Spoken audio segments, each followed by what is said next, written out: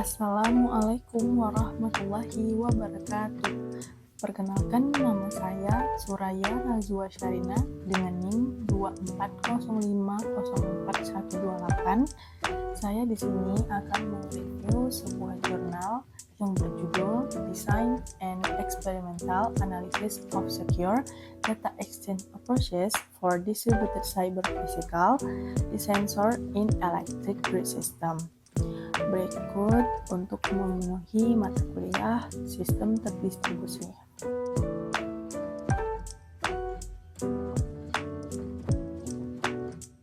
Langsung saja, yang pertama ada pendahuluan. Jurnal ini membahas tentang cara membuat prinsip-prinsip desain yang tepat dan menganalisis secara eksperimental untuk menjaga keamanan pertukaran data di Cyber Physical Situational Awareness atau CPSA dalam jaringan listrik yang terdesentralisasi. Ketika sistem daya berubah menjadi Cyber Physical System of System atau SOS karena adanya integrasi distributed energy resources, maka perlindungan data menjadi sangat penting. Masalah utama yang dihadapi adalah bagaimana mengintegrasikan dan membuat data siberfisik dapat berinteraksi tanpa menyebabkan kebocoran informasi tentang infrastruktur energi yang kritis. Penelitian ini menawarkan sesuatu yang baru dengan mengusulkan kerangka kerja hibrida terdesentralisasi yang menggabungkan interplanetary file system dan teknologi blockchain multi-chain untuk memastikan keaslian data dan mencegah manipulasi. Yang kedua adalah latar belakang.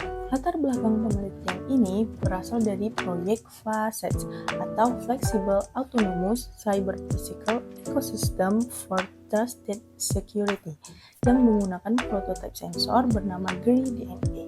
Sensor ini bekerja pada 3 tingkat hierarki, yaitu lokal, enclave, dan global. Tujuannya adalah mengumpulkan dan menggabungkan data cyber seperti latensi, penggunaan memori, dan paket hilang dengan data fisik seperti tegangan, arus, dan frekuensi. Namun, penerapan langsung analisis ini pada sistem lama seringkali sulit karena keterbatasan komputasi. Oleh karena itu, penggunaan komputer papan tunggal atau single board computer atau SBC yang ekonomis seperti Raspberry Pi diusulkan sebagai solusi tambahan yang modular.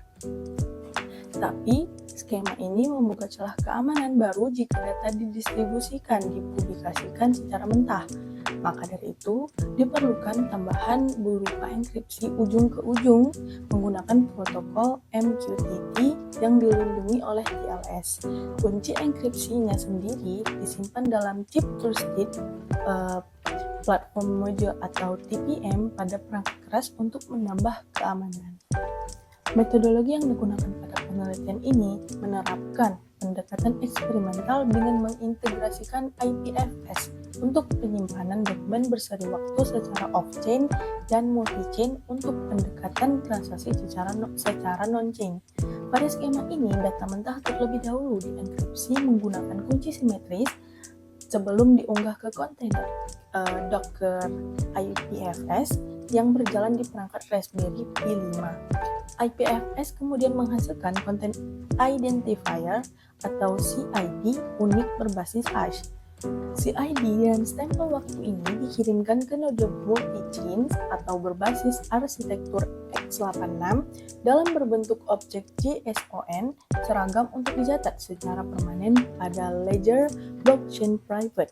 Pengujian performa dilakukan secara ketat melalui 100 kali pengulangan atau trial untuk menguji 5 variasi ukuran file biner acak, yaitu 1 KB, 10 KB, 100 KB, 1 MB, dan 10 MB, melewati interkoneksi nirkabel Wi-Fi 6A yang mensimulasikan dinamika jaringan edge to core.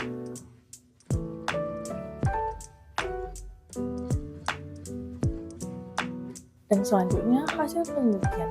Hasil penelitian ini membuktikan bahwa arsitektur hibrida ini sukses menuntaskan problem skalabilitas blockchain tradisional tanpa memicu membekalkan media penyimpanan on-chain. Berdasarkan hasil kuantitatif pada draft, waktu unggah ke IPFS naik secara proporsional dari 0,04 38 detik untuk 1 KB menjadi 2,3516 detik untuk file 100 MB akibat beban payload dan perangkat Edge.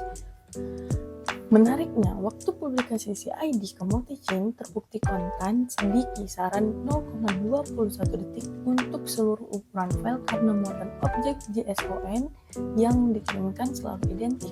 Lebih jauh lagi, karena sistem ini berbasis private blockchain, pengujian menunjukkan efisiensi energi yang sangat tinggi atau green computing, sebab mekanisme konsensus intensif daya seperti Proof of Work atau POW dapat dinonaktifkan sepenuhnya dan diganti dengan algoritma hashing SHA atau 256 yang murah secara komputasi.